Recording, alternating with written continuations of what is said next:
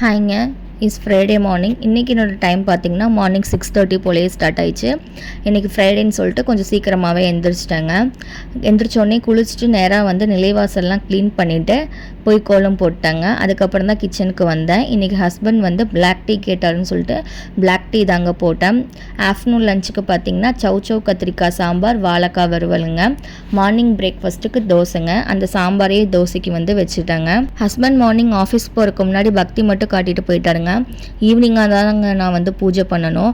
Afternoon பார்த்திங்கன்னா 1 to 2 சுக்கிரவாரங்க. நைட்டும் அதே மாதிரி பார்த்திங்கன்னா 7 to 8 சுக்கிரவாரங்க. எப்போயுமே வெள்ளிக்கிழமை பார்த்திங்கன்னா இந்த டைமில் தான் சுக்கிரவாரையில் வந்து நம்ம தீபாரதனை காட்டி சாமி வழிபாடு பண்ணோம் அப்படின்னா வீடு ரொம்பவே வந்து மங்களகரமாக இருக்கும் அப்படின்னு சொல்லுவாங்க.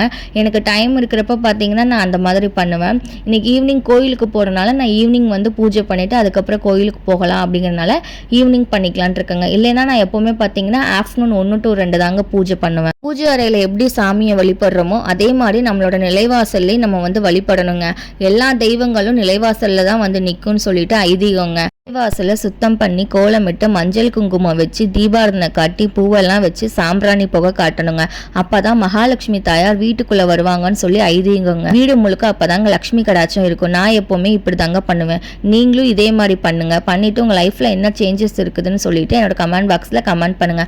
ஓகேங்க, நெக்ஸ்ட் வீடியோல பார்க்கலாம். பாய்.